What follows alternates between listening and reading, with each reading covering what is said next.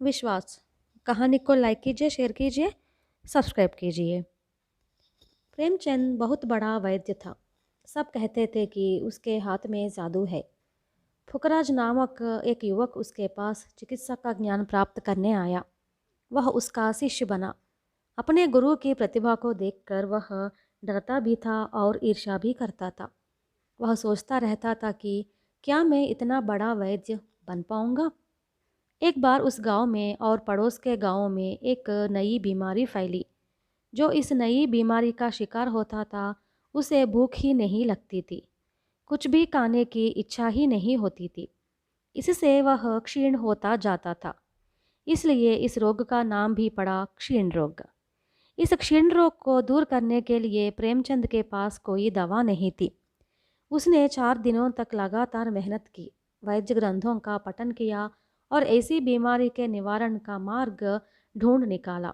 उसने इसके लिए आवश्यक जड़ी बूटियों को इकट्ठा करने का भार फुकराज को सौंपा।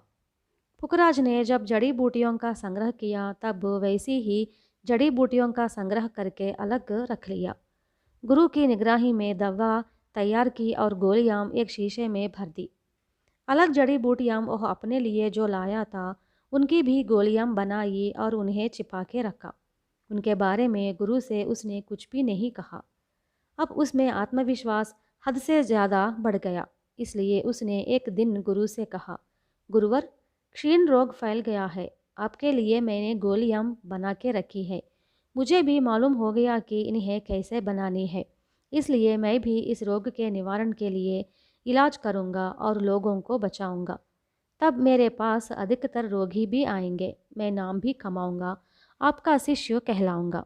मुझे आपके आशीर्वाद चाहिए।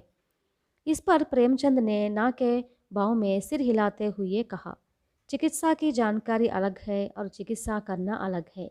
1 और साल मेरे पास रहकर सीखोगे तभी तुम इलाज कर पाओगे।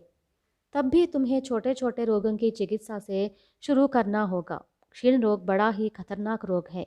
तुमने दवा जान ली, इसका यह मतलब नहीं कि स्वयं चिकित्सा करो। अगर तुमने ऐसा किया तो नाम कमा नहीं पाओगे। पुखराज ने गुरु की बातों का खंडन नहीं किया, किंतु उसने गुरु से प्रार्थना की।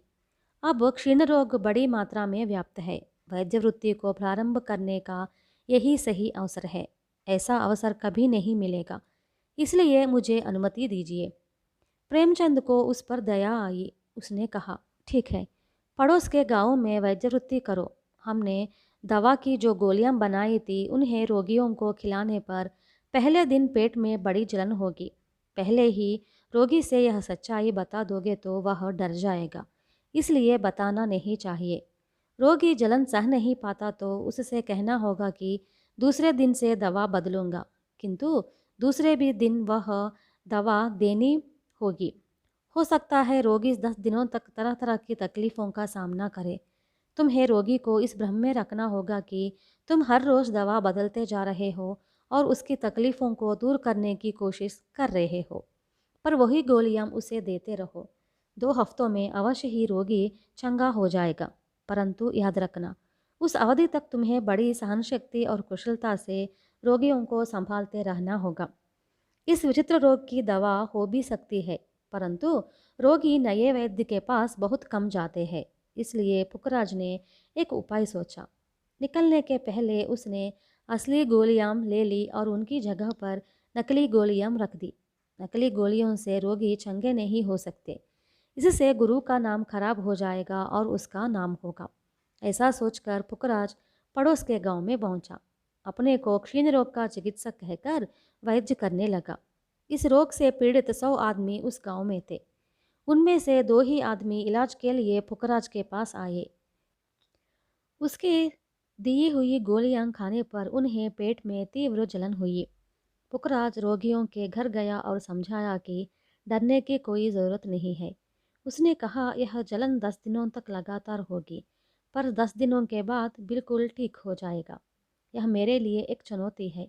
अगर ऐसा नहीं हुआ तो मैं घाव छोड़ दूंगा। रोगियों ने हाँ कहा, पर हर दिन उनकी तकलीफ़ें बढ़ती गई तो पुखराज के पास आना बंद कर दिया।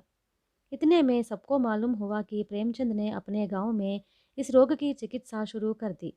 कुछ लोग जब प्रेमचंद से चिकित्सा कराने निकले तो पुखराज ने उन्हें रोकते हुए कहा, प्रेमचंद को इस संबंध में मुझसे ज़्यादा मालूम नहीं है, वहाँ जाने पर भी कोई फ़ायदा नहीं होगा। फिर भी जिन्हें प्रेमचंद के पास जाना था गए। बीमारी ठीक नहीं होगी तो उनकी बुद्धि आप ही आप ठिकाने आएगी, सोचकर पुखराज अपने ही आप हंसता रहा। गोलियां बदलकर उसने जो चाल चली उसी को सोचकर वह खुश हो रहा था। पुखराज ने जैसा सोचा उसके बिल्कुल विपरीत ही हुआ। प्रेमचंद के पास चिकित्सा के लिए जो गए थे 4 ही दिनों में चंगे होकर वापस आ गए। अब उन्हें किसी तरह की तकलीफ नहीं हो रही है। बाकी लोग भी जो पुखराज से दवा ले रहे थे प्रेमचंद से दवा लेने चले गए। उन्हें पुखराज पर विश्वास नहीं रहा। उसने सोचा भी नहीं था कि ऐसा भी हो सकता है। नाराज होते हुए वह प्रेमचंद के घर गया। उस समय प्रेमचंद का घर रोगियों से भरा हुआ था। उसे पुखराज की बातें सुनने के लिए समय ही नहीं था। काफ़ी अंधेरा छा जाने तक रोगियों को दवा देता रहा। जब सब रोगी चले गए तब पुखराज ने गुरु से कहा, आपने मेरे साथ बड़ा अन्याय किया। मैं आपसे बहुत ही नाराज हूँ। प्रेमचंद चकित होकर बोले, मैंने तुम्हारे साथ अन्याय किया? बोलो क्या अन्याय किया? क्षीण रोग को दूर करने के लिए आपने मुझे दवा बताई और आपने बताया कि इस रोग के दूर होने में 2 हफ्ते लगेंगे। आपने कहा भी कि इस अवधि में रोगी को बहुत तकलीफें होगी, पर आप 3 ही दिनों में रोगी को चंगा कर रहे हैं, वह भी बड़ी आसानी से, बिना किसी तकलीफ के। इसी कारण कोई भी बीमार मेरे पास नहीं आ रहा है, पुखराज ने कहा। यह सुनकर प्रेमचंद चकित हुआ और बोला, तुमने तैयार करके जो गोलियां यहाँ छोड़ी थी उन्हों ही रोगियों को दे रहा हूँ।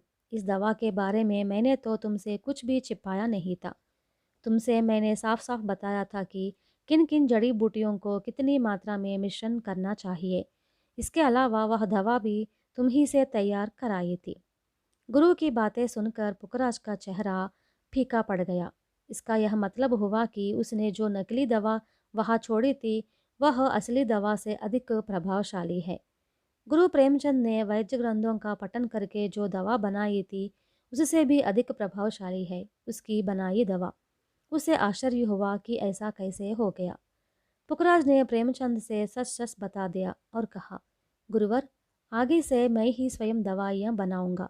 अब साबित हो गया है कि मेरी दवाओं के सामने आपकी दवाएं फीकी है। सराहनीय है। आप भी मेरी दवाओं का उपयोग कीजिए, आपकी कमाई भी बढ़ेगी। मेरी श्रेष्ठता को मानिए और अपनी कमाई का आधा हिस्सा मुझे दीजिए। पुखराज की बातें सुनकर प्रेमचंद का मुख क्रोध से तमतमा गया। उसने तीव्र स्वर में कहा, अरे मूर्ख, क्षीण रोग के लिए मैंने दवा बनाने को कहा था तो मुझसे छिपाकर एक और दवा भी बना ली। तुमने ऐसा करके अक्षम्य अपराध किया है। तुम्हें न्यायाधिकारी को भी सौंप सकता हूँ। इस नीच काम के लिए तुम्हें सजा भी दिलवा सकता हूँ। पुखराज ने गुरु को कभी भी इतना नाराज होते हुए नहीं देखा। वह डरता हुआ बोला, मैंने जो दवा बनाई थी उसी से परिणाम तो अच्छा ही निकला ना गुरुवर? आपके लिए अच्छा ही साबित हुआ ना? प्रेमचंद शांत हुआ और पुखराज ने जो दवा बनाई थी उसके बारे में पूरे विवरण जाने। फिर उसने कहा, इसमें क्षीण रोग के कम होने के औषध नहीं है। अगर यह दवा तुम रोगियों को देते तो वे मर जाते। अच्छा हुआ मैंने इन दवाओं का इस्तेमाल नहीं किया। मैंने दूसरी हो दवा रोगियों को दी। नई दवा तो मैं आज बनाऊंगा। इसके बाद पुखराज प्रेमचंद के घर पर रहा और गौर से देखता रहा कि गुरु दवा कैसे बना रहे हैं। अब भी उसकी समझ में नहीं आया कि 3 ही दिनों में रोगी कैसे ठीक हो गए, कैसे उनका रोग दूर हो गया। अपना संदेह व्यक्त किया तो प्रेमचंद ने कहा, आदमी की बीमारियां दवाओं से ही दूर नहीं होती, विश्वास से कभी कभी अद्भुत काम होते हैं। मैं जो दवा देता हूँ उस पर विश्वास है रोगियों को। मुझ पर उन्हें पूरा पूरा भरोसा है। इससे उनकी बीमारी दूर हुई। पर यह मत समझना कि हमेशा ऐसा होता है। तुमने बड़ी गलती की। तुमने रोगियों के जीवन के साथ खिलवाड़ किया। ऐसा जो करते हैं उन्हें वैद्य नहीं बनाना चाहिए। अच्छा यही होगा कि तुम कोई दूसरा पेशा ढूंढ लो। पुखराज को लगा कि गुरु ठीक कह रहे हैं। बिना कुछ बोले सिर झुकाकर वह वहां से चला गया।